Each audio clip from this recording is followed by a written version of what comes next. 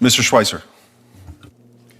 Mr. Chairman, Ranking Member, and distinguished members of the committee, thank you for the opportunity to testify today on the matter of profound national security and concerns about our sovereignty. That is the exploitation of America's birthright citizenship policy through birth tourism and related practices, particularly those by nationals of the People's Republic of China. What is birth tourism? Birth tourism is essentially an industry that provides concierge service at every step of the way for a foreign national, in this case China, to pay the firm roughly $100,000. They will transport them to the United States, arrange medical care, arrange for citizenship for the child, and as soon as the child is old enough to travel, they will return back to China. The scope of this is industrial. In China alone, we have identified more than 1,000 birth tourism companies that are almost exclusively focused on the United States. Our federal government does not track this information because there is no centralized collection of information on the nationality of parents who are giving birth. China, however, has done estimates themselves, and the numbers are eye-popping. The Chinese government gave an estimate a few years ago. Their estimate was that on average 50,000 Chinese citizens a year were giving birth in the United States or at U.S. territories like Saipan. There are others like Professor Salvatore Barbonis from Australia who believes that number is higher. He's estimated 100,000. There was a research firm in China that estimated in 2018 alone 180,000 managed to give birth in the United States. No one knows what the actual number is, and that is the challenge that we face today.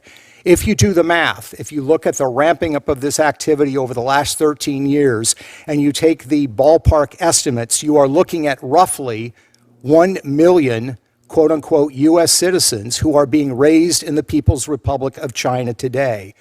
If you look at the websites of these birth tourism companies, they will tell you who is hiring them. These are not political dissidents. These are military officers, people from the Ministry of Propaganda, people that are high-ranking officials in the Chinese Communist Party. In other words, these are part of the CCP establishment. But in addition to this problem of birth tourism, we have the added challenge of surrogacy that is also being exploited by China on a massive scale. Here we have no numbers and we don't even have estimates, but the surrogacy works very simply in this fashion. A Chinese couple, or it could be simply a Chinese man, decides that they want to give birth. They hire a woman in the United States, pay her roughly $60,000, and she will carry the child. It will either be a child that comes from just the sperm of the father, or it could be both the sperm and the eggs. We have no numbers, as I said, but there are a couple of eye-popping examples that have already come to our attention that explain the scale of this activity. First, there was a CCP official in California in May of last year that was found by California Child Services. He had 26 children through surrogacy in the state of California. All of those children, of course, would become U.S. citizens. The Wall Street Journal, about 8 weeks ago, had a front-page story about a Chinese billionaire who's also close to the CCP, who has more than 100 children done through surrogacy in the United States. In the research that we did looking at surrogacy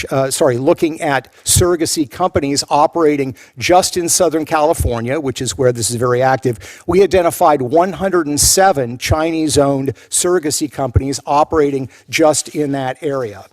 Now, China does not officially recognize dual citizenship, but they allow de facto dual citizenship to operate. And the fact of the matter is that these services, whether it's for surrogacy or whether it is for birthright tourism, they operate openly in China. They are not regulated, they are not shut down, and they advertise openly. Why? I can only speculate that they're doing this for their advantage and not for ours. The challenge that we face is how do we deal with this issue? I'm not a legal scholar, so I'm not going to have much to contribute on the legal debate. But the challenge is that the rules and regulations governing this are subject to manipulation. Yes, people with Customs and Border Control can deny entry to somebody who is pregnant and say they want to come to the United States on a tourism visa. The problem is that under certain administrations, the Obama administration, the Biden administration, they were told not to do that. That was the testimony before this Homeland Security Committee of the Senate back in 2016, that Customs and Border Patrol officials were told not to exclude people from coming to the United States in terms of birth tourism. This is a serious national security issue. We need to close loopholes, and we need to recognize the magnitude of this problem. Thank you. Thank you. Mr. Reicher, I'll begin with you as you've raised this, and I think this is, for a lot of people, new information, whether at this hearing or with your book that came out recently. So you discussed the growing use of birthright citizenship among Chinese elites. Do you believe the CCP itself, the apparatus, is encouraging this, and why would they be? It's a great question. Again, we can only look at what their actions are. They have run articles in the People's Daily, which is the main news organ of the Communist Party, explaining that you have a constitutional right in the United States. A certain irony there that CCP officials are explaining constitutional rights to their own elite, but they in fact are. There are nationalist websites that talk about rent a womb. So there is discussion about this in the Chinese media. There's no condemnation of it. There doesn't seem to be any perceived threat that I was able to detect. So yes, I clearly do see that they encourage it. And the question as to why, we know that this was happening also in Hong Kong, but in 2013, the government of Hong Kong, the government at that time, shut off the practice because there were so many Chinese babies being born in Hong Kong, and the Chinese government there said that this was an effort at subversion by the CCP, and I think that's probably an accurate rendering of the motivation behind this. I want to move over to, well, you didn't mention it in your opening statement, but give you the opportunity to talk about what the Mexican government is doing and some of the nefarious activities there. Yeah, Mexico is interesting because we have a certain view of immigration in this country that is different than theirs. If I can just read a couple of quotes, these are from senior Mexican officials. The first one is from a Mexican senator, a member of the Morena Party, the ruling party. He sits on the Senate's National Defense Committee, probably the most powerful committee in the Mexican government. He says, quote, "Mexicans are in our territory. California, Nevada, Texas, Utah, New Mexico, Arizona, Kansas, Oklahoma, Colorado, and Wyoming. We're going to take back the territory that was stolen from us."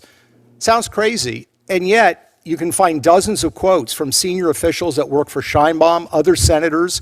They view mass migration as a tool by which they can advance sovereignty in the United States. And a lot of people are surprised to learn that the Mexican government actually has elected senators and members of their chambers of deputy that serve in their government, but actually live in the United States. And their job is to represent Mexican Americans living in the United States before the Mexican government. I would certainly see that as a challenge to our sovereignty. I would say so. Mr. Cooper, I want to turn to you. In your brief, you explained that the text of the 14th Amendment suggests more than mere birth is needed for birthright citizenship. And the text says those born in the United States and subject to the jurisdiction thereof. This is the crux of the case, right? This is what the whole case is going to come down to. Could you just explain again, I know that we've got some members that have come in since you gave your opening statement, what that actually means? What was the public understanding of those actual words at the time? Thank you, Mr. Chairman. That is where the rubber meets the road in the case, absolutely. What does subject to the jurisdiction of the United States mean, and therefore what does jurisdiction mean? And the one thing I think we can say it doesn't mean is simply the laws of the United States. And that's essentially the argument that most of the advocates of universal birthright citizenship advance. If it were that easy, why didn't they just say subject to the laws thereof?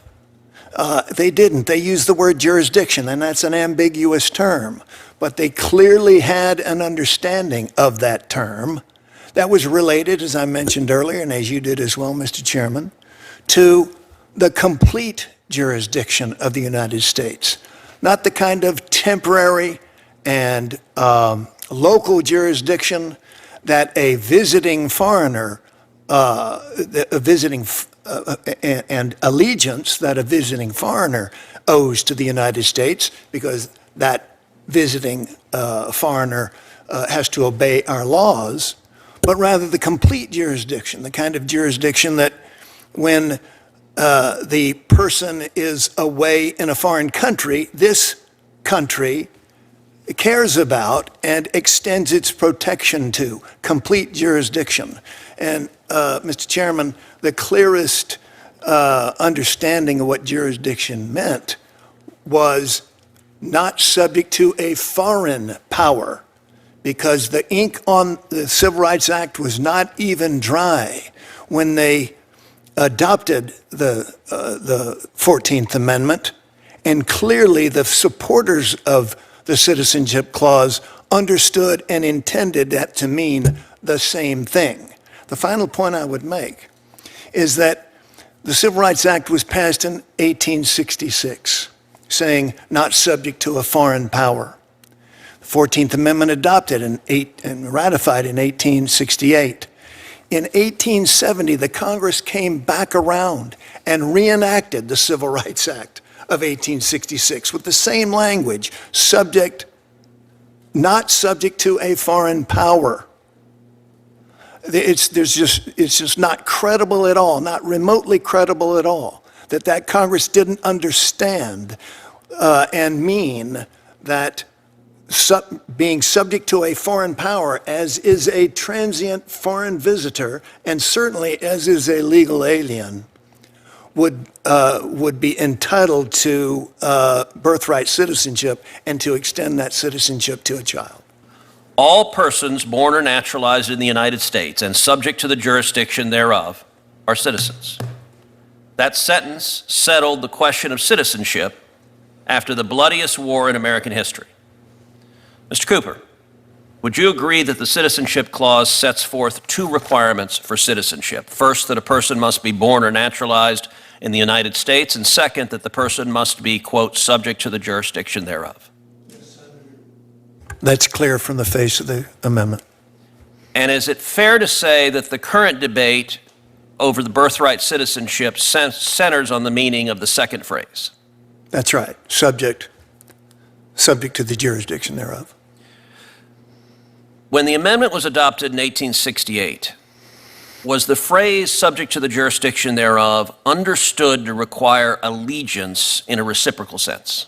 It certainly was understood to require that by those who authored the phrase and those who supported it in the United States Congress. So it was understood that way by legislators, by judges, by scholars, by executive branch officials, by those who proposed the amendment, and by those who ratified it. And subsequently by the Supreme Court in the Elk case. Mr. Cooper, was this also the understanding of the authors of the 14th Amendment, men like Lyman Trumbull, Jacob Howard, and John Bingham? Yes.